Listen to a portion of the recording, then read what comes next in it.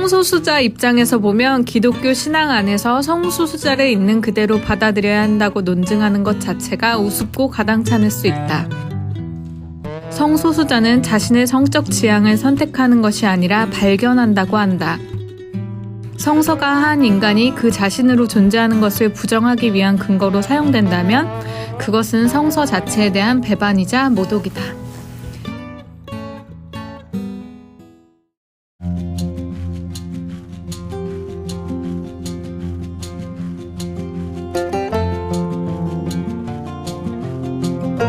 안녕하세요. 여우신 35회 방송을 시작하겠습니다. 네, 저는 번들입니다. 안녕하세요. 신학생 나부랭이 신나입니다. 네, 신나님 저번 방송에 이어서 오늘도 함께 해주시는 두 분이 계시죠? 네, 두 분이 계시죠. 소개 부탁드립니다. 할 때마다 되게 어색한데 꼭 이렇게 해야 되는 거죠. 안녕하세요. 머글입니다. 안녕하세요. 신학생 꼬꼬마 신꼬입니다. 신학생 꼬꼬마는 뭐? 신학 꼬꼬마 아님? 신학생 꼬꼬마. 다시 얘기해. 안녕하세요. 신학 꼬꼬마 신꼬입니다. 저희가 오늘의 방송을 크리스마스 특집으로 준비했어요. 저 성탄 때까지 편집해야 되는 건가요?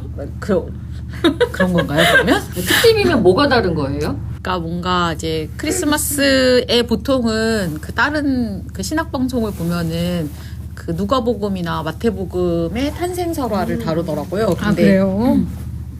저희는 오늘 이제 아직도 지지부진한 차별금지법 제정을 촉구하는 의미에서 두 신약학자와 구약학자의 책을 읽어보기로 했잖아요. 그렇죠. 네. 머글님이 소개 좀 해주시겠어요? 네, 책이 두 권이 지금 제 앞에 있는데 둘 다 그렇게 헤비하지 않고 잘 읽힐 수 있는 책입니다. 첫 번째 책은 김근주 교수님의 내 이웃을 내 몸과 같이 부제로 성경 주해와 해석, 동성 성행위 본문을 어떻게 해석할 것인가 라는 책이고 대장간에서 나온 책이고요. 그 다음에 또 하나는 이대 박경미 교수님이 지으신 성서, 퀴어를 옹호하다. 부제는 성서학자가 들려주는 기독교와 성소수자 이야기. 이렇게 해서 2020년 9월 14일이니까 작년 한 1년 정도 된 책이네요. 그래서 그 두 책을 비슷한 본문을 다루고 있고 한 분은 구약학자, 한 분은 신약학자 이렇게 다루주신 책입니다. 네. 오늘 그러니까 이제 두 개의 책이 좀 비슷한 면도 있고 다른 점도 있잖아요. 그래서 우선은 이제 한 분은 김근주 교수님 같은 경우에는 이제 복음주의권의 학교라고 할 수 있는 느헤미야에서 가르치고 계시고 박경민 교수님은 역사비평 쪽 접근을 거의 그런 뭐라고 해야 돼? 초교파적인? 에큐메니카적인 그런 해석이 가능한 이하여대에서 가르치고 계세요. 그래서 두 분의 좀 차이가 느껴지기는 하나요? 저는 큰 차이는 못 느꼈습니다. 그리고 다만 박경민 선생님께서 책 초반에 어떤 이 성소수자 문제 이슈에 대한 성경 해석이 아닌 이슈에 대해서 잘 정리해 주신 것 같아서 많은 도움이 됐고요. 김근주 교수님 책은 그 부분은 없고 바로 제 성경 본문에 대한 주해 그런 차이가 있는데 주해 자체는 저는 큰 차이는 못 느꼈다고 생각합니다. 번들님은 어떠셨어요? 네, 저는 이제 느낌인데 김근주 교수님의 책은 뭔가 성서의 해석을 이렇게 해서 성서의 어떤 뭐랄까 성서를 보호한다는 인상을 많이 받았고요. 박경미 교수님은 바울은 틀렸다라는 그거에서 네네 그래서 그 차이점을 저는 느낀 것 같고 전에 그런 생각도 했어요. 그러니까 바울 공동체가 뭔가 종말론적 관점 때문에 이슈들에 이렇게 별로 관심이 없었다라는 것조차 바울을 옹호하려고 그렇게 해석할 수 있겠다? 이런 생각을 오늘은 해보게 되더라고요. 책을 읽으면서. 아무튼 저는 그 정도. 네.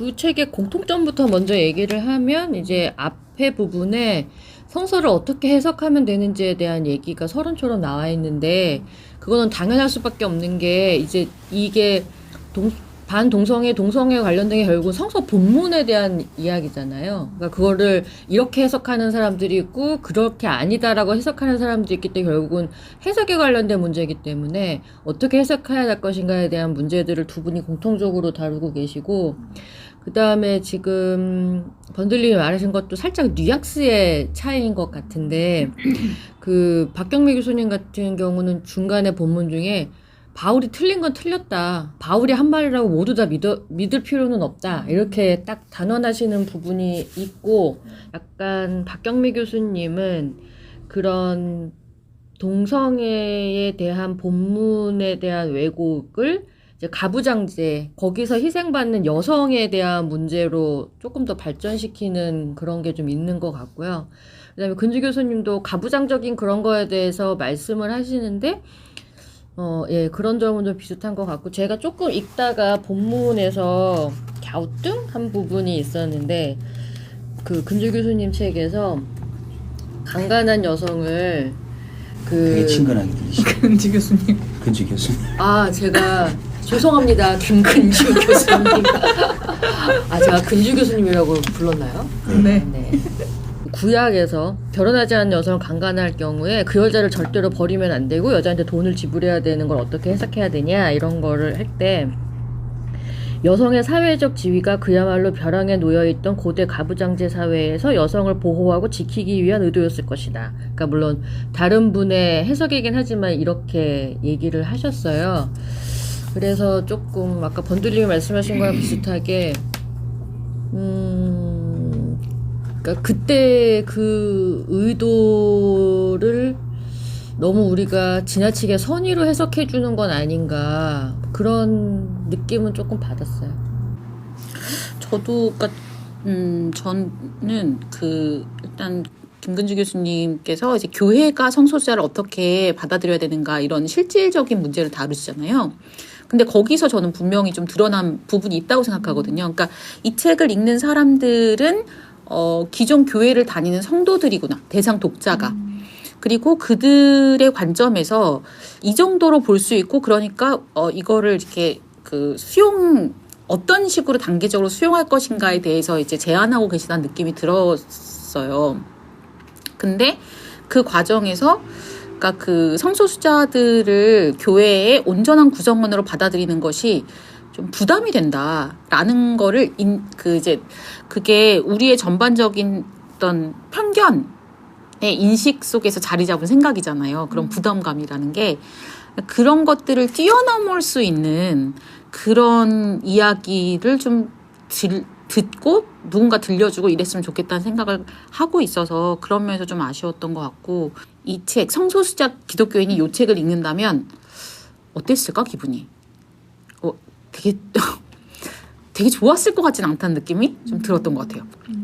반면에 이제 박경미 교수님 책 같은 경우에는 그런 존재가 없고 일단 성서도 틀릴 수 있어 라고 말하는 것에서 제가 성소수자 기독교인이라면 해방감을 느낄 수 있을 것 같다. 그러니까 선생님이 지금 염두에 두고 있는 그런 대상자들은 실제로 성소수자 기독교인일 수 있겠구나라는 생각이 들었어요. 그리고 그것에 대해서 자신이 얼마나 무지했는가에 대해서도 고백을 하고 계시고 뭔가 사과를 건네는 듯한 그런 느낌이 드는 책이었다고 저는 생각합니다. 우선은 저희가 이제 두 분이 다 성서 해석을 어떻게 봐야 될 것인가에 대해서 얘기를 하고 계시잖아요. 네. 그 성서 해석에 관련된 것을 먼저 얘기를 해볼까 봐요. 제가 박경미 교수님 책 읽으면서 좋았던 거는 동성애를 반대하기 위해서 제시되는 본문이 실제로 반동성애적 본문일 수 없듯이 동성애를 지지한다고 제시되는 본문 역시 실제로 동성애를 지지하는 본문이라고 할 수 없다. 그러니까는 그 일부 교회에서 동성애를 이거는 절대로 반대하는 본문이야 라고 해석하는 거를 이렇게 뒤집어보면 그 저변에 깔려있는 것은 꼭 그거를 의미하는 게 아닐 수도 있는데 그거를 카운터 한다고 해서 이 본문은 동성애를 지지하는 본문이야 라고 그 퀴어 쪽에서 제시하는 본문들도 있다는 거죠. 뭐 요한과 예수님의 뭐 관계라던가, 뭐 아니면은 뭐 누구죠?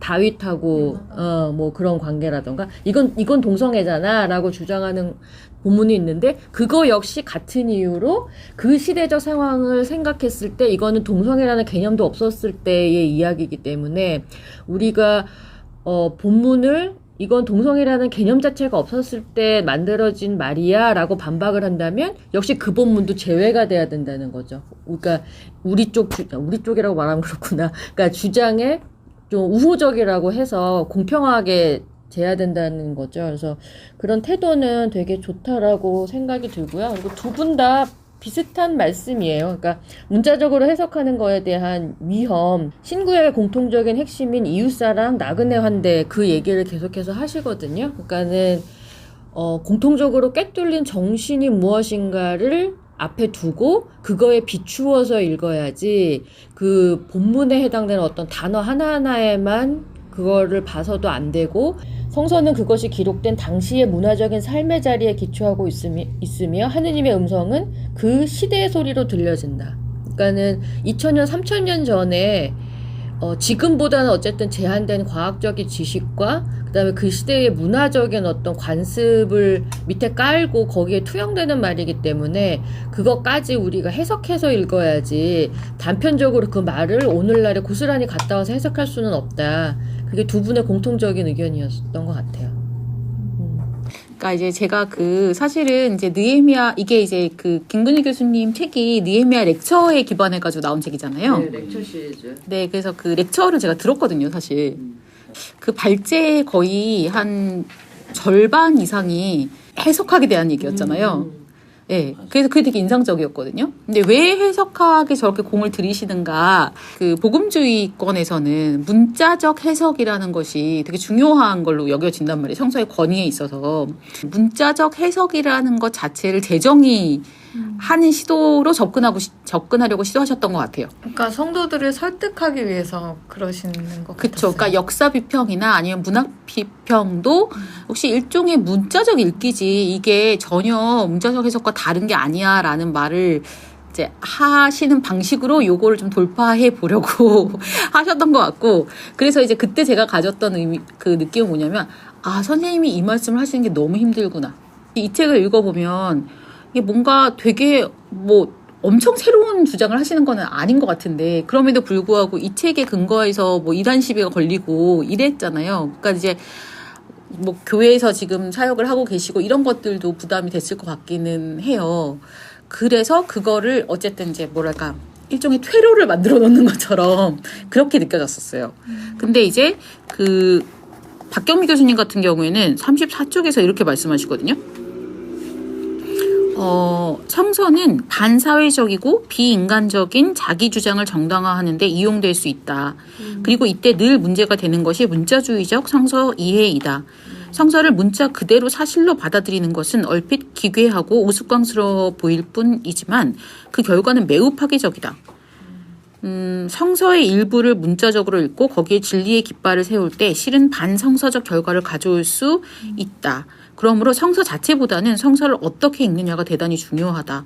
그러니까 성서를 읽는 방법에 대해서 일단 문제 제기를 이렇게 하고 시작했을 때 깔끔하게 전달될 수 있는 장점이 있는 것 같아요. 그래서 그러니까 이제 박경미 선생님은 일단은 역사 비평적인 방법을 취하고 계십니다. 성서에 대한 역사 비평적 접근 때문에 그렇다고 생각이 들어요. 그러니까 또 비판적으로 읽을 수 있다라고 생각하고 계시니까 그렇게 읽어야만 하고, 근데 근주 교수님 같은 경우에는 성서를 비판적으로 읽는다는 그 표현 자체에 되게 부담을 가지고 계신 것 같아요.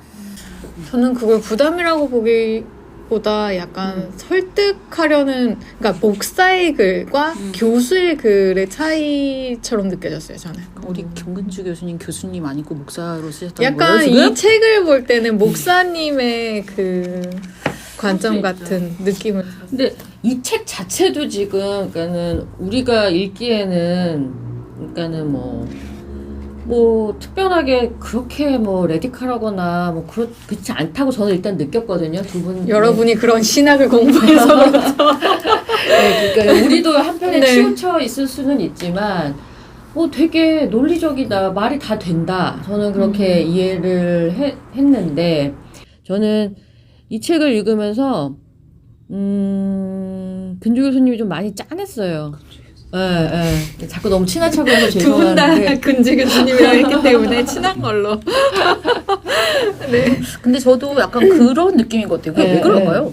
그러니까는, 아까 번들리 말한 거랑 비슷한 것 같아요. 그러니까는 목회를 직접 하시는 분이고, 그리고 자기가 거기에서 맞서서 보아야 할 그런 신도들과 뜻을 같이 하지 않은 사람들도 많이 있을 거고, 그러니까 물론 이 말을, 이 동성애에 대한 본문 얘기를 뭐 오늘 내일 하신 건 아니잖아요. 전서부터 계속 쭉 하고 오셨었고, 그때마다 되게 나름의 소소하고 뭐 이러저러한 파문이나 뭐 그런 것들을 많이 당하셨고, 그러니까는 근데 저는 좀 제가 이분을 잘은 모르지만 읽고 나서 진짜 메일이라도 하나 좀 드려야 되겠다라고 용기를 좀 드리고 싶다라는 그런 마음이 들었었어요.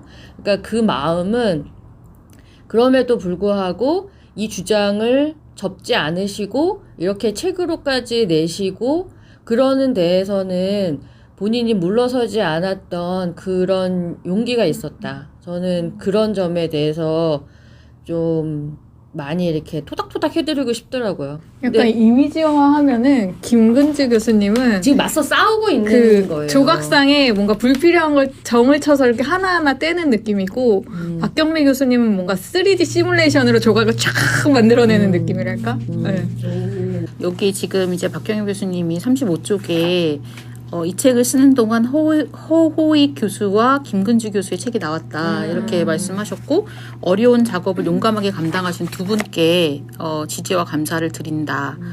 근데 이제 현재 우리나라 교단 신학대학 소속 성서학자는 설사 뜻이 있더라도 자기 직을 걸지 않는 한 이 문제를 다루기 어려운 것이 현실이다라고 말씀하셨거든요. 그러니까 사실 이제 이화여대 같은 경우에는 특정 교단에 속해 있는 게 아니기 때문에 상대적으로 발언의 그 자유가 있지만, 제가 느끼기에는 그렇다고 해서 모든 교수님이 이런 얘기를 하는 건 아닙니다. 그리고 이게 저는 뭐 교수 정치 이런 걸 잘 모르지만 교수 정치에도 전혀 도움이 될 것 같지 않아요. 그러니까 이제 그런 것에 대한 모든 이런 욕심이든 뭐 욕망이든 뭐 그런 것을 내려놓지 않는 한 해야 할 이야기를 해야 하는 것은 누구에게나 무엇인가를 감수해야 되는 일이긴 하다라는 생각이 들고, 물론 이런 문제, 지금 이 문제가 되게 개신교 내에서는, 개신교도 마찬가지고 카톨릭도 그런가요? 카톨릭은 오히려 논란이 좀 적지 않을까? 카톨릭은 얼마 전에 교황님이 동성애에 대해서 얘기를 하신 것 같은데? 교황님만 그런 얘기 하시는 것 같은 느낌이에요, 카톨릭은. 어떤 성소수자의 어떤 정체성을 하나님의 창조질서 안에서 합당한 것으로 인정한다라는 것은 이제 그들의 모든 것을 다 인정하는 거. 예를 들어 이제 카톨릭이라면 사제직 받아들여져야 될 거고, 그리고 우리나라 같은 경우도 신학교에도 받아들여지고 목사직 안수를 허용받아야 될 거고, 뭐랄까 그런 정체성과 관련된 신학들이 있잖아요. 그러니까 이제 페미니즘 신학이 있으면 그 페미니즘 신학은 여성이 하는 것보다 남성이 하는 것보다는 여성이 해야 되는 거라고 저는 생각하거든요. 주체적으로 자기의 이야기를, 자기의 문제를 자기의 입으로 말할 수 있을 때 가장 건설적인 형태가 된다라고 생각하고, 사실 성소수자의 문제도 그렇다고 생각하는데, 그런데 성소수자 신학생이 있을까? 그러니까 신학자는 고사하고 신학생이 있을까라는. 근데 저는 또 이런 얘기를 어디서 들었어요. 성소수자는 어디에나 있다. 네가 몰라서 그렇지. 그러면 아마도 있을지도 모르잖아요. 맞아요. 저 어릴 때 시골에 할머니 두 분이, 한 분은 남자 한복을 입고 한 분은 여자 한복을 입고 그냥 동네에서 같이 일하면서 같이 융화돼서 살아가시더라고요. 그러니까 그런 사람들이, 그런데 자기 정체성을 밝히고 그 신학을 할 수 있을 만한 여건을 만들 수 있어야 되는 거잖아요, 우리가. 그런 거에서 이제 뭐 지금 법적인 어떤 지지도 필요하고, 정서적인 지지도 필요하고, 신학적인 지지도 필요하고 그렇지 않나라고 봤을 때는 박경미 교수님 식의 이야기가 더 많이 들려야 된다라고 생각해요, 저는. 그러니까 뭔가 이렇게 소극적으로 교회 안에 받아들여야 돼 이런 정도가 아니라 진짜 존재하는 자들이고 어디에나 있는데 그걸로 인해서 고통받고 있는 사람들을 생각하면 강하다기보다는 좀 더 적극적으로 그 성서의 문제, 성서의 오용에 대해서 지적하고 그리고 그들의 논리가 이렇게 흡수될 수 있는, 받아들여질 수 있는 그런 이야기가 더 많이 들려야 된다고 생각해요. 사실 뭐 이 내 이웃을 내 몸과 같이라는 아까도 얘기하셨지만 그 독자층의 차이에서 오는 그 논조와 분량 그 이야기가 있을 것 같아요. 그러니까 그 김근주 교수님이 어떤 주로 이 이야기를 하는 대상이 교회가 맞고 특히 또 한국의 교회 지형이 보수적이고 또 그런 그 보수적인 교회 지형에서 말하는 어떤 그 목표, 최종적인 목표는 막 성소수자를 받아들이라 이렇게 가지는 않으시고요. 생각을 좀 해라. 그러니까 위원회나 공청회나 이런 것도 다 이것을 진지하게 받아들여야 된다. 그리고 김근주 교수님이 평소에 이제 뭐 책에도 그런 얘기가 나오는데요. 확신을 하시더라고요. 이 이슈를 정확하게 받아들이고 연구를 했을 때 결코 그런 증거 같은 무분별한 그 막말과 혐오 발언이 나올 리가 없다. 예.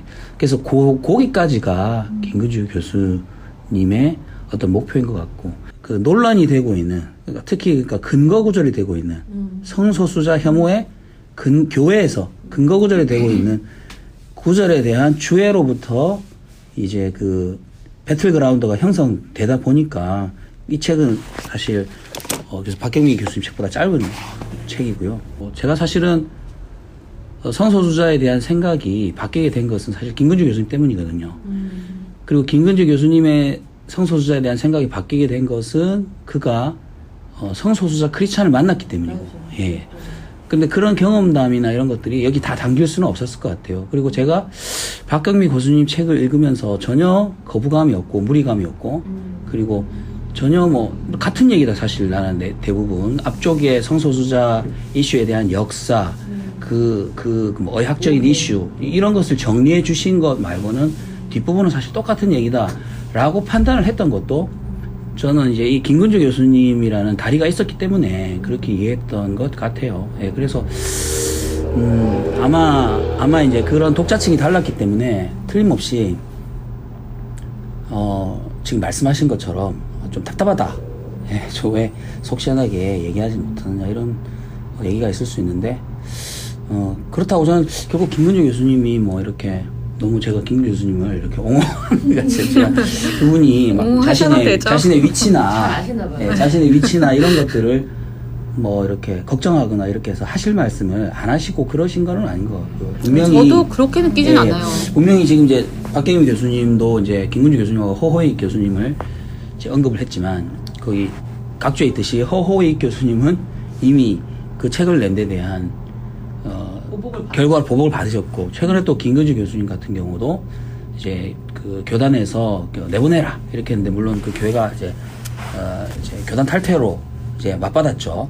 이제 그런 것들이 있는 데 있어서 분명히 그 기존 현대의 우리나라 교회 지형에서 이런 발언을 하는 거에 대한 불이익이 그러니까 그게 쉽지는 않은 일이겠지만 그렇지만 이제 제가 이제 생각하기로 그렇다고 뭐 그런 위치를 생각을 해서 뭐 이렇게 발언을 이렇게 두루뭉술하게 하거나 그렇게 하실 것 같지는 않고 다만 그런 부분에 대해서 이해를 시키려다 보니까 빌드업을 해 축구로 따지면 빌드업이라고 하는데 후방에서부터 이렇게 빌드업을 해야 되는 거예요. 그래서 아까 문자주의에 대한 그런 얘기도 이제 생각해 보니까 그러니까 문자주의에 대한 우리 부정적인 생각이 있잖아요. 실제로 문자주의적으로 받아들이니까 예를 들면 바울이 막 그렇게 했던 얘기를 그대로 근데 김근주 교수님이 이 책에서 얘기하는 그 문자주의라는 것은 어떤 맥락을 이해하고 역사적 배경과 그 이야기가 당시에 주어졌던 정황을 이해하는 측면도 문자주의다. 그래서 사실은 아까 말씀하신 것처럼 문자주의를 재정의하는 것이고 이제 그렇게 하는 방식을 택한 것 같아요. 설득의 한 방법으로. 박경미 교수님이 시우의 책을 인용한 구절 중에 시우가 이런 얘기를 했더라고요. 그동안 이 사회 참여적 복음주의권은 동성애를 긍정하지는 않지만 동성애자를 따뜻하게 맞이하는 교회를 지향하는 수준에서 성소수자 문제를 대했다. 이 구절을 보면서 사실 이 느헤미야 렉처라는 게 그런 집단을 대상으로 쓰여진 책이라고 저는 만약에 집단을 칭하자면 그렇게 생각하면은 좀 약하다는 생각도 들기도 하네요.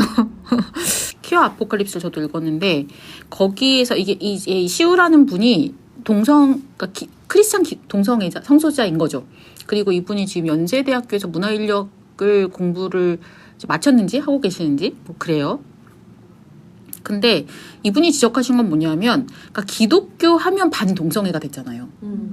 반동성, 그러니까 지금 차별금지법이 통과 못 되는 것에 대해서 국회의원들이 다 뭐라 그러냐면 기독교 이야기를 하거든요. 기독교에서 반대해서 너무 어렵다. 그러면 그 기독교가 그렇게, 그러니까 분명히 그렇지 않은 기독교가 있는데 어째서 반동성애 진영 전선에서 그 보수 기독교가 과대 대표되었느냐라는 것에 대한 문제 제기를 하면서 사회 참여적 복음주의가 침묵했기 때문이라는 얘기를 해요. 왜 그렇게 하지 못하는가에 대한 것으로 돌아가 보면 그게 복음주의 신학 전체에 대한 문제이기도 해요, 사실은. 그러니까 김근주 교수님이 빌드업하고 계실 수도 있지만 어쩌면 당신이 서 계신 자리가 그런 자리이기 때문에 그렇게 말씀하실 수밖에 없는 것도 저는 있다고 생각해요. 그 김근주 교수님이 당신이 서 계신 자리에서는 최선을 다해서 싸우고 계시다고 생각해요. 그런데 그러니까 왜 그런 논리 있잖아요. 그러니까 동성애가 죄인이지만 죄인도 사랑하라는 것이 기독교다라는 식의 그런 논리는 저는 동성애자를 2번 죽이는 일이라고 생각하고 그 논리에 이제 정면으로 반박해서 얘기하시는 분이 김근주 교수님이고 실제로 지금 그 복음주의 그러니까 사회 참여적 기독교라는 그 분류는 조금 애매한데요. 예를 들면 차라리 복음주의, 에큐메니칼 이렇게 분류하는 것이 맞을 것 같고, 그러면 복음주의에서 이렇게 사회 진보와 참여를 주장하는 교회 개혁을 주장하는 복음주의 계열을 말씀하시는 것 같아요. 근데 그 분류에 분명히 김근주 교수님이 들어가는 건 맞고, 그런데 그 분류에서 사실 성경이 동성애를 죄라고 얘기하지 않다라고 얘기하시는 분은 김근주 교수님이에요. 그러니까 저는 이런 얘기를 처음 들었거든요. 그러니까 다 그런 얘기, 적당한 그런 얘기는 다 해요. 그러니까 우리가 동성애자를 미워하는 게 아니야. 죄를 미워하는 것이지. 그쵸, 개소리죠. 그런 동성애. 아니, 그러면 모든 사람 죄인인데 무슨. 미워하는 것이지. 그래서 이제 그런 그 신학의 바탕을 해서 최대한 나올 수 있는 것이 우리가 동성애에 대한 2가지 얘기, 그 책에도 있지만, 있어요. 뭐냐면은, 스스로 독신을 선택한, 동성애자 크리스찬, 그분들에 대한 이야기가 있어요. 근데 최대한 갈 수 있는 데가 거기까지인 거예요. 그 신학으로는. 그러니까, 그러니까 동성애는 죄가 맞지만, 동성애자도 품어야 된다라는 생각을 생각을 거기까지만 묶어 놓으면 최대한 나올 수 있는 생각은 교회 공동체에 포함되기 위해서 스스로 독신을 선택한 크리스찬에 대한 존경, 그 정도인 거거든요. 근데 그분들은 분명히 그분 나름대로 존중을 받고 존경을 받을 수 있다고 생각해요. 근데 다만 김근주 교수님이 그 얘기를 그것은 일반적으로 동성애자 크리스찬들을 향해서 얘기할 수 있는 일반적 원리는 아니다. 분명히 밝히시고, 그리고 본인은 성경이 동성애를 죄라고 얘기하지 않는다라고 생각한다. 근데 여기까지 소위 말하는 복음주의 계열에서 간 그런 얘기는 사실 김근주 교수님이 교수가예요. 예수도 예수가 이러는데 교수님이 그런 얘기가 처음이라고 생각하고요. 다만 이제 신나님의 지적이 신나님의 지적이 일리가 있는 게 침묵에 대해서 생각하고 싶은데요. 소위 말하는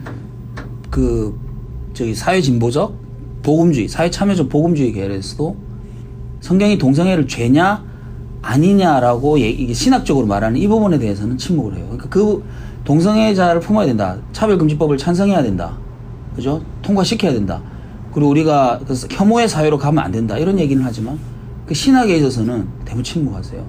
예. 근데 그 지점이 신나님 같은 분들에게 그렇게 느껴질 수 있는 부분이 충분히 있고요. 이거 좀 해결이 돼야 될 것 같아요. 근데 해결된다기보다는 치열한 논쟁이 필요합니다. 그러니까 아직 신학적으로 우리가 더 싸워야 되는 어떤 전선이라는 게 사실 좀 그어볼 필요는 있다. 예.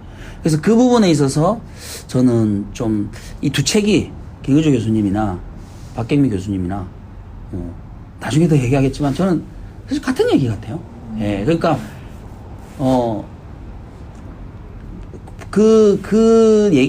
성소수자에 대한 분명히 부정적으로 본다 성경이. 예. 그 동성애 행위에 대해서 분명히 부정적으로 보는데 그런데 박경미 교수님 책 읽으면서 좀 짜릿했던 그 단어 인식론적 우위. 인식론적 우위가 우리에게 있다라는 거예요. 우리는 더 많이 한다는 거죠, 바울보다. 예.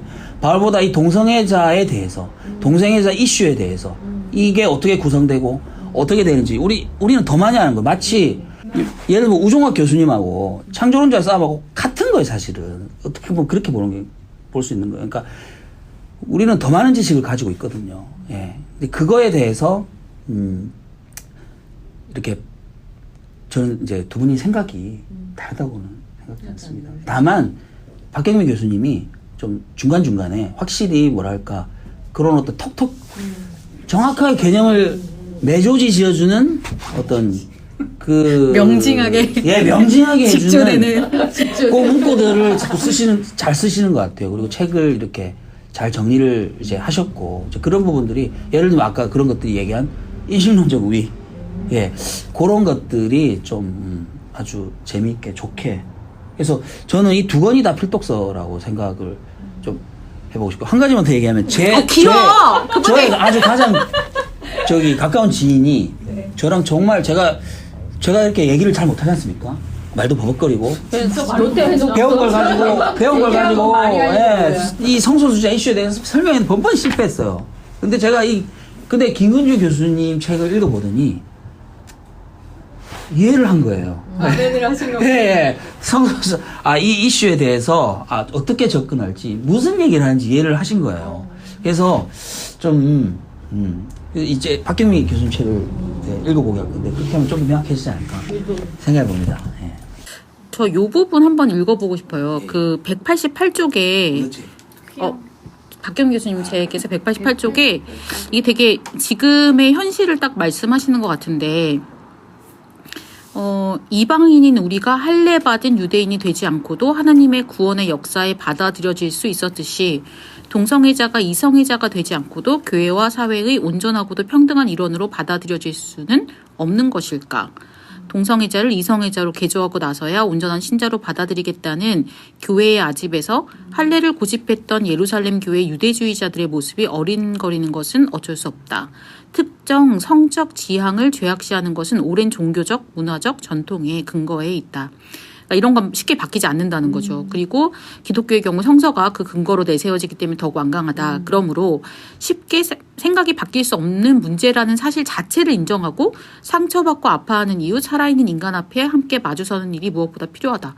저는 이게 우리한테 필요한 자세구나라는 생각이 들긴 해요. 그러니까는 이게 사실은 동성애자에 대한 혐오가 꼭 기독교만의 것은 아니잖아요. 그러니까 전 사회가 공유하고 있는 것이기도 하거든요. 그러니까 기독교 신자만 동성애자를 혐오하는 건 사실 아닐 거라고 생각하고 특히 그 어른 세대들에서는 더 그게 심할 건데 어떤 면에서 보면은 그러니까 이게 박경미 교수님도 그 청소년 인식조사 그 설문을 포함을 시키셨던데 그러니까 아이들은 동성애 지향을 가진 동료들이나 친구들에 대해서 거부감이 별로 없어요.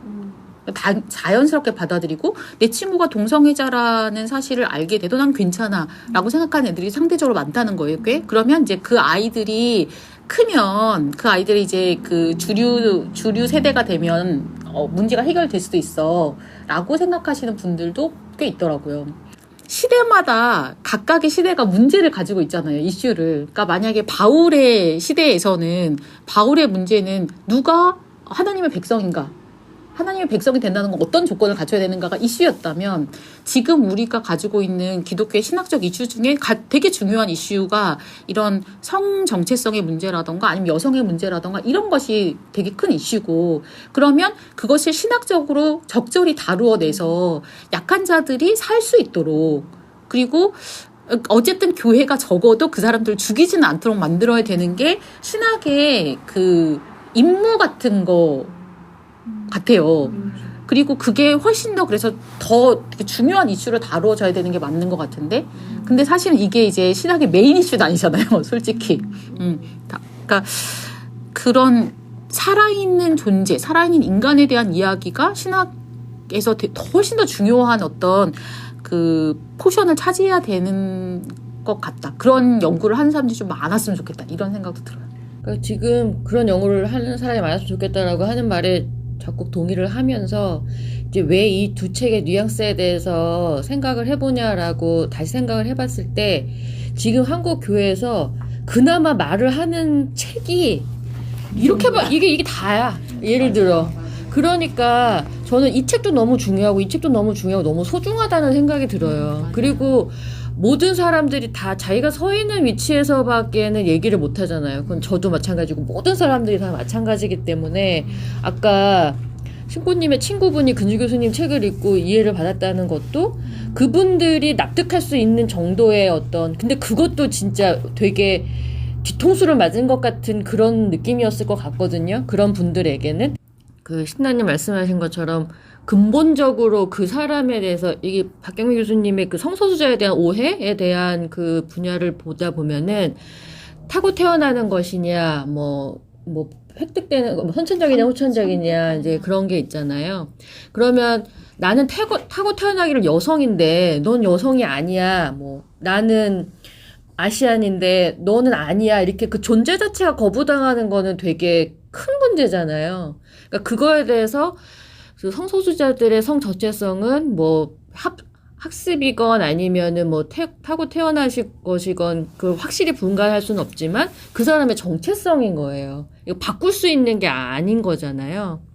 그러니까는 그런 어떤 있는 그대로의 그 사람의 존재를 인정하는 측면으로 바라봐 준다는 거는 아까 말한 것처럼 뭐 죄는 미우나 사람 용서한다. 그런 측면으로서는 저는 그 입장에서는 신나님 말에 동의하는데 2번 죽이는 거예요. 차라리 그냥 한 번에 한 칼에 죽이는 게 낫지.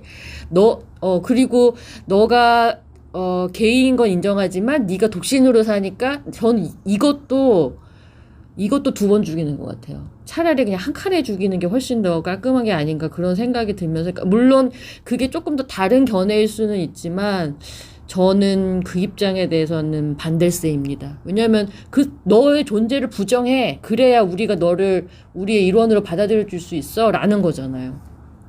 그러니까 이게 중요한 게, 그러니까 성서가 쓰여진 것도 가부장적인 이데올로기, 그러니까 가부장적인 정신을 가진 사회에서 쓰여진 거고, 젠더가 완전히 구분된 이분법적 사회에서 쓰여졌고, 그리고 거기서 이제 이분법, 위계 이런 것들이 누군가 상위에 있고 다른 존재를 타자화시킴으로써 나의 정체성에서 우위를 획득하는 그런 논리가 작용되는 사회에서 쓰여졌기 때문에 이 사실은 그 성행위 자체를 삽입 성행위가 중심이 돼 있다. 그래서 남성이 여성처럼 삽입당하는 것에 대한 이 문제 제기를 하고 있는 것이 그게 이제 여자 같아지는 거니까. 근데 실제로 이제 고대 사회에선 여자 같아진다라는 거, 남자가 여자 같아진다는 거, 그러니까 남자와 여자를 이분법으로 나누고 여자에게 부여된 특성은 다 열등한 거거든요.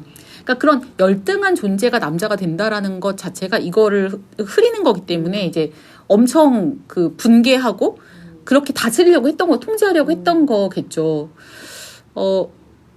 이게 이제 박경미 교수님이 말씀하시는 레윈의 첩에서 나타나는 그 문제랑 되게 이제 연결되어 있는데 가부장적 사회랑 연결되어 있고 그리고 지금 현재도 우리는 가부장적 사회랑 이성의 중심적 사회에 살고 있기 때문에 어떻게 생각하면은 거기에서 우위를 차지하고 있는 사람들은 이게 어떤 건지 모르는 것 같아요.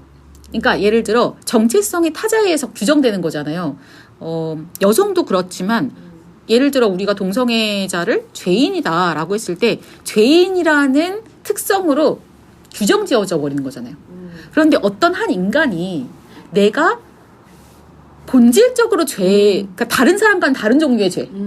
다른 사람, 그러니까 베드로도 죄인이라고 자기가 고백하거든요. 베드로가 죄인인 거랑 다른 종류의 죄인으로 살아가야 한다는 건 정말 그러니까는 동성애자 그룹 내에서 뭐 알코올릭의 문제가 많다거나 정신병의 문제, 우울증의 문제가 많다거나 자살률이 높다거나 다 연결되어 있는 거거든요. 그럼 결국은 내가 가져 죽이지 않았지만 이런 식의 이데올로기는 계속해서 누군가를 살해하고 있는 누군가를 죽이는 구조 안에 있는 거기 때문에 이게 심각하게 문제 제기돼야 된다라는 저도 얘기. 너무너무 동감을 하고 그다음에 아까 성소수자는 어디서나 있다라고 얘기를 했는데 저는 제일 걱정되는 게 본인의 어떤 성 정체성을 조금씩 느끼고 있는데 그 본인은 되게 하느님을 열심히 사랑하는 사람이고 교회 안에 있는 사람인데 이런 메시지가 계속적으로 들려왔을 때 그 말 못하는 그 사람은 정말 얼마나 괴로울까.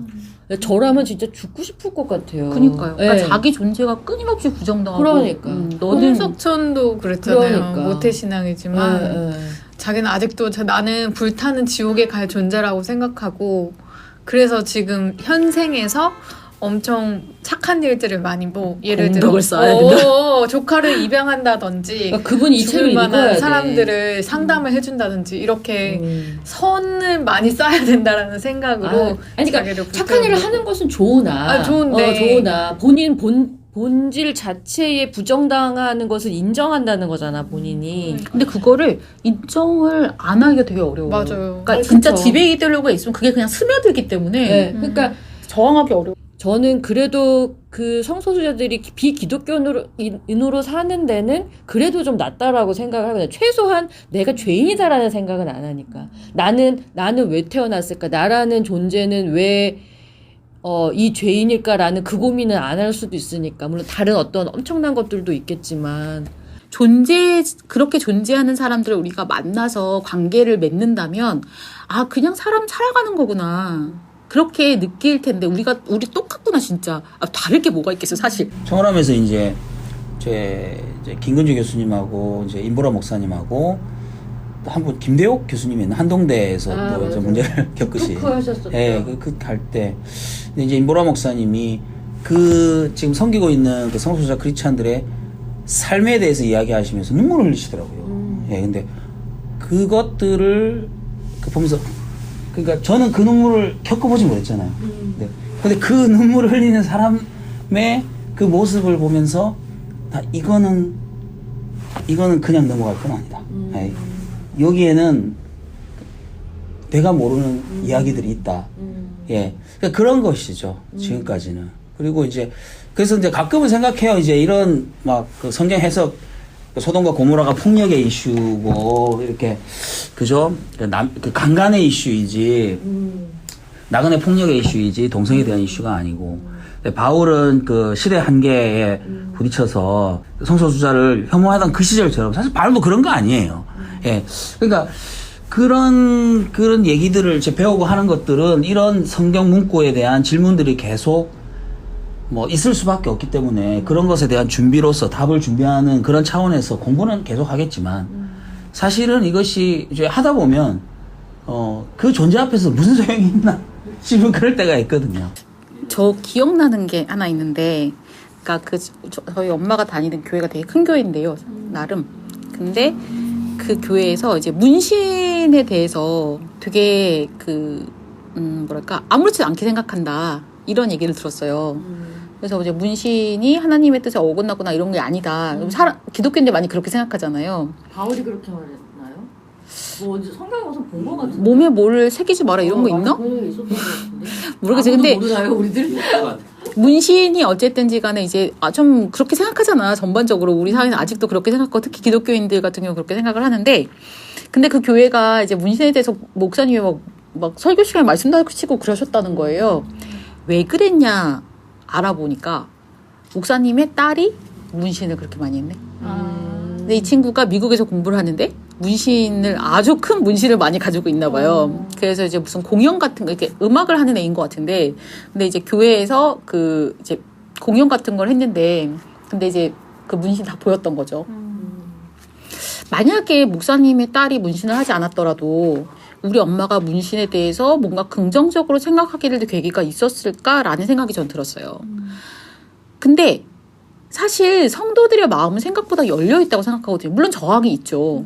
그렇지만 목사님이 그렇게 말씀하시면 또 다시 이렇게 생각해 보는 거예요. 우리 엄마 절대 안 된다고 생각했거든요. 근데 다시 생각해 보고 그게 괜찮대. 괜찮은 것 같아. 뭐 이렇게 얘기하게 되는 거예요. 만약에 목회자의 자녀가 성소수자라면 이건 조금 달라질 수도 있겠는데 저는 그런 생각 그때 했는데 누구의 자녀도 내 자녀 중에 누군가도 성소수자일 수 있어요. 그거는 모르는 거고 그러니까 이제 대부분 그 성소수자 부모 모임에서 내 아이가 그렇지 않았더라면 나도 몰랐을 거다 이런 고백을 많이 하잖아요. 그리고 사실 성소수자 부모 모임이 저는 세상을 되게 많이 바꿀 거라고 생각하거든요. 그러니까 자신은 성소수자가 아니지만 자녀가 그렇게 됨으로써 그 아이들에 대해서 온전히 이해하려고 막 공부를 그때부터 막 하는 거예요. 근데 그런 식의 절박함이 기독교인에게 필요하다. 특히 교회 사역자들에게는 너무나 필요하고 우리 아이들이 살 수 있도록 해줘야 된다. 그래서 성서 피요를 옹호하다와 내 이웃을 내 몸과 같이를 꼭 교회에서 한번 책 모임에 추천합니다. 신나님 얘기 듣다가 저는 옛날에 그러니까 제가 그 생각이 이제 변하기 전 시절에 제 어떤 교인과 얘기하던 그런 얘기. 그러니까 이슈가 뭐였냐면 복음주의자 굉장히 전형적인 복음주의자 미국 목사님이신데 이제 성소수자에 대한 책을 동성애에 대한 책을 쓰신 거죠. 근데 이분이 원래 변하기 전에 저하고 이렇게 생각이 별로 다르지 않았는데 생각이 바뀐 계기가 자녀가 예. 근데 그러면 그렇게 좋게 생각하시잖아요, 신나님처럼. 자녀가 그러니까 그 존재를 인식한 거잖아요. 근데 그런 얘기를 하더라고요. 이게 공적이지 않다라는 거야. 제 얘기가 아닙니다. 그때 그분 얘기가. 예. 아니 자기가 성경을 해석하고 이렇게 해오던 쭉 방법론에서 해석하고 자기 평소에 일생을 목회를 해보면 가진 생각은 동성애가 죄라는 것인데 네 자녀가 동성애자니까 네가 지금 생각을 바꾼 것이냐? 이렇게 그러니까 그 얘기를 그때는 저는 이제 조금 동감하기도 하고 아무 생각 없이 넘어갔는데 지금만 생각해보니까 우리가 굉장히 피상적인 이해를 갖고 있구나. 그러니까 자녀가 아니면 어떻게 존재를 그렇게 아주 절실하게 눈앞에 두고 인식을 하겠어요. 그래서 그분이 거기서부터 그 목사님이 굉장한 사유를 하고 사실 일생의 생각을 바꿀 정도로 그렇게 간 건데 이거에서조차 그 이야기 자체를 뭐랄까 대상화해버리면 그죠?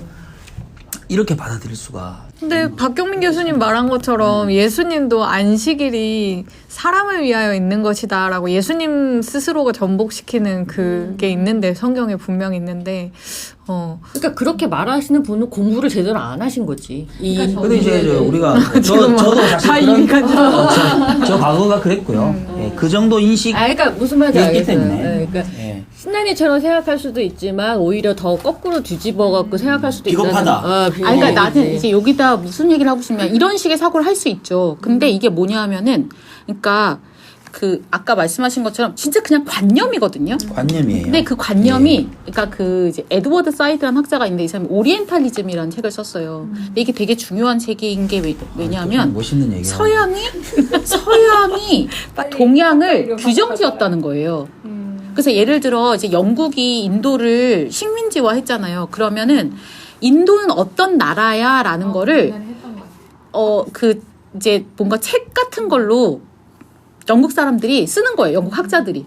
그럼 뭐 인도는 막 가면 코보라 막 이제 막 이렇게 해서 코보라 이렇게 나오고 막 피리 불면 그런 아주 신비와 마술과 이런 나라라고 이제 그런 관념을 만들어 놓은 거예요. 그리고 나서 인도에 갔는데 실제 인도는 그런 곳은 아닐 거 아니에요. 그곳에서 러시아를 이상하게 계속 말하는 것처럼. 그쵸. 그러니까 뭐 이런 것도 있지. 그 영화 300에서 보면은 페르시아의 왕을 완전 진짜 막 옷 다 벗겨가지고 괴물처럼 만들어놨잖아요. 사실 페르시아는 진짜 어마어마한 제국이었거든요. 그런 식의 입성을 가지고 있었을 리가 없어. 그런데 그런 마술과 어떤 동양을 그렇게 그리는 거지. 그러면 어떤 현상이 일어나냐면은 실제 이제 그 파견되는 사람들이 있을 거 아니에요. 영국 사람으로서 인도 식민지 지배를 위해서 공무원으로 파견이 되면은 이 사람들은 어떤 그 이제 영국 사람이 쓴 책을 보고 공부를 하는 거예요. 글로만 배웠어. 글로만 배웠어. 그리고 나서 영국을 가요. 인도를 가요. 그럼 다른 인도가 있을 거 아니에요. 그런데 다른 인도는 보이지 않아요. 자기 관념 속에 있는 인도로만 보는 거예요. 그 밖에 있는 인도는 다 배제되는 거야. 그러니까 그건 다 예외가 되는 거예요. 이게 오리엔탈리즘의 되게 중요한 개념인데 이게 바로 페미니즘에서 되게 중요한 개념이고 힘을 가진 사람들 자기 관념을 바꿀 필요가 없어요. 그게 편하니까. 자기가 가진 머릿속으로 모든 어떤 존재를 그냥 일렬로 이해했다고 생각해 버리는 거예요. 인간은 복잡한 존재인데. 그게 편하니까. 그렇죠. 그러니까 지금 말씀하시는 분도 자기는 동성애자라는 존재를 만나서 그 존재 앞에서 자기의 관념을 깰 필요가 없는 사람. 그게 이성애자의 권력인 거죠. 우리 대부분이 그런 권력을 가지고 있는 거고 동성애자는 그 앞에서 그냥 어떤 규정된 존재로 박스 안에 갇혀있는 채로 뭐 우리는 지금도 홍석천을 생각하는 이미지가 있을 거예요. 하리수 생각하면 아마 떠오르는 이미지가 있을걸요. 그러니까 그걸로만 알고 싶은 거지 이 사람이 진짜 어떤 사람인지 알고 싶지는 별로 중요하지 않지 우리한테. 우리가 진짜 일상에서 그런 권력을 휘두르며 살고 있는 거죠. 그럼 이게 얼마나 부당한 것인지에 대해서는 알아보려고 해야 된다는 거지. 일단은 그리고 내 관념이 정말 옳은 것인지에 대해서 체크해 보는 것이 지성인이죠. 지성적인 시민이 해야 될 일이고 기독교인이 해야 될 일인 거죠. 저는 이 두 작가님이 그래서 결국엔 키워드로 가부장제를 끌어내셔서 그게 공통점이라고 생각이 되는데, 가부장제를 부셔야 되는 건가? 진짜 성서 해석에 녹아들어있는 가부장제가 어마어마하다는 게 여기까지 이어지네? 해서 저는 좀 놀랐던 것 같아요. 그래서 페미니즘 성서 해석은 저는 퀴어 성서 해석이랑 좀 이어질 수밖에 없다고 생각해요. 어떤 면에서는. 그러니까 물론 달라지는 부분도 있지만 그리고 이제 우리 이제 페미니즘 성서 해석이라는 프로그램을 청월함에서 하고 있잖아요. 근데 거기서도 사람들이 그러니까 듣는 분들이 이게 흠칫흠칫 놀랄때가죠. 그렇게 해석해도 돼요. 그렇죠. 근데 그게 어떤 가부장제의 권위를 벗어나고 싶은 욕구, 그거 불만 엄청 많아. 엄청 뭔가 진짜 거슬려. 내가 아닌데 자꾸 그게 나라고 얘기해. 라는 부분이 있으면서도 그 권력을 가진 사람들이 휘두르는 어떤 그 안에서 벗어난다는 게 쉽지 않은 거잖아요. 그러니까. 되게 불안한 거잖아. 무섭고. 이거 좀 다른 얘기일 수 있는데, 무슨 얘기를 하려고 그랬더라? 예전에 뭐 전혀 상관없는 거 딱 한 토막 기억이 나는 게 JYP가 무슨 인터뷰를 했는데 우리가 듣는 음악이 다 들려지도록 된 거잖아요 라는 말을 딱 그 한 토막만 기억이 나는데 나는 그게 되게 충격적이었어요. 그러니까 나는 내가 노래를 내 취향에 맞게 골라 듣는다고 생각을 했던 거예요. 근데 그게 아니야. 아니죠. 나는 내 취향대로 나는 뭐 이런 음악을 싫어하고 저런 음악을 싫어한다고 했지만 결국은 내 귀에 들리게끔 만들어진 그 시스템 안에서 나는 듣고 있었는데 나는 그걸 나름 내가 취사 선택한다고 생각을 하고 있었던 거예요. 그래서 무슨 얘기를 하고 싶냐면 그렇게 우리가 당연하다고 생각하는 거, 그 다음에 그렇게 관념 안에서만 있으면서 다른 어떤 존재를 생각하지 못한다는 게 그렇게 누군가에게 의해서 만들어진 걸 수 있다라는 거죠. 여기에서 박경민 교수님 책인가? 왜 성소수자가 이렇게 됐는지라고 얘기를 했을 때 딱 그렇게 쓰여졌는지는 잘 모르겠지만 성소수자가 되게 공격하기 쉬운 나는 그 죄를 짓지 않은 사람이니까. 그러니까 나는 그게 제일 치사하다고 생각해. 왜냐면 아주 그냥. 내가 자본주의든 나는 이성애자고 나는 이제니까 그 김근주 쌤이 얘기하신 거 아니야? 두 분 다 얘기했어요. 그랬던 것 같아요. 그랬던 것 같아. 그러니까 폭력이지. 그러니까 나는 안 지을 것 같은 그렇지, 죄니까. 그렇지. 성경이 말씀하시는 그 수많은 죄, 이웃을 사랑하지 않았고, 내 이웃을 내 몸같이 사랑하지 않았고, 하느님을 사랑하지 않았고, 이런 것들은 나도 걸리는 죄인 거야. 만몬도 그렇고. 만몬 교회에선 돈 제일 얘기하면 안 큰 되지. 죄인데. 돈을 많이 갖고 있는 거, 뭐 이런 것에 대해서는 절대로 건드리면 안 되는 건데, 그런 죄에 대해서는 나는 피해갈 수가 없으니까 그런 죄에 대해서는 얘기는 안 하지만, 나는 살아보니까 이성애자가 확실하거든. 그러니까 동성애자는 마음대로 공격을 할 수가 있는 거예요. 그러니까 그런 어떤 공격하기 쉬운 대상, 그리고 그렇지. 얘기하지 못하는 약한 대상에 대해서 우리는 그 사람을 만들어가고 있는 거고, 그 만들어간 세상 속에서 누구는 그냥 별 생각 없이 이렇게 따라가다가도, 뭔가 이상한데, 뭔가 걸리는데, 라고 생각하고 되게 고민하고 치열하게 찾아볼 수도 있는 거고, 아니면은 그 관념에 따라서 그냥 쫓아갈 수만도 있는 거고. 그러니까 이렇게 고민하는 것만으로도 저는 큰 시작이라고 생각을 하고, 본문 얘기를 좀 할까요? 앞에 인트로가 좀 많이 길었나? 근데 본문은 책을 읽으시면 되기는 하는데, 그러니까 여태까지 우리가 들었던 그런 교회에서의 이야기는 많이 다른 해석이 있다. 그리고 그 시대의 어떤 고대 근대의 그 아까 말한 것처럼 그 나그네가 들어왔을 때 그 남성을 가장 엿보일 수 있는 방법인 거지. 동성 간의 성폭력인 거지. 그 사람을 갖다가 여자 취급하기 위한, 이거는 동성애라고 말할 수 없다라는 게 이제 고대 뭐 그런 거였고, 네, 바울로 와서 들어오면 바울은 조금 더 직접적으로 남성 간의 어떤 동성애에 좀 근접한 개념, 그다음에 여성에 대한 말도 다루고 있긴 하지만, 이건 조금 박경민 교수님이 좀 더 클리어하게 설명을 해주시는 부분인 것 같아서, 바울이 가졌던 시대적인 한계에 대해서 우리는 짚고 넘어가야지 되고, 아까 신고님이 얘기한 뭐였지? 뭐였지? 인식론적 특권. 우위. 예. 특권. 특권이래. 인식론적 그렇지. 특권. 그러니까 우리는 바울보다 2000년 뒤에 동성애에 대해서 훨씬 더 많이 알고 있는 사람으로서 그것을 감안하고 바울을 더 바울적으로 읽을 수 있다. 그것이 우리의 우위이다. 그런 결론이 있어서 저는 읽으면서 다 끄덕끄덕 했던 것 같아요. 바울을 더 바울적으로. 바울보다 바울을. 전에 우리 말하셨던 박영호 교수님 책 할 때 우리 했던 그렇죠. 얘기 아닙니까? 네, 그죠? 신고님이 네, 저도 여기 밑줄 쫙 이렇게 했습니다. 저는 이 박경민 교수님의 바울 해석이 너무 마음에 듭니다. 진짜 어떡해. 평소에 너무 좋아해. 그만 이제 좋아해. 바울은 분명히 시대적 아들이었지만 한계가 있었지만, 그리고 그 스토아 철학의 근거에서 분명히 동성애 자체를 자연적이지 않은 것으로 정죄했지만, 그렇지만 전체적인 바울과 바울의 공동체는 해방의 공동체였다. 그러면서 그 바울을 더 인식론적 특권을 가지고 우리는 그 바울을 더 바울답게, 더 아드폰테스하게 마음에 그 교수님의 바울 해석이 꽂힙니다, 마음에. 저도 동감입니다. 저희가 슬슬 마무리를 하면서 저 좀 길긴 한데 한 단락을 읽어보겠습니다. 네. 204쪽이고요. 성서 해석의 역사에서 가부장적 가족주의와 성평등, 섹슈얼리티의 문제는 비교적 최근에 인식되었고 현재 교회는 이 문제로 논란을 벌이고 있다.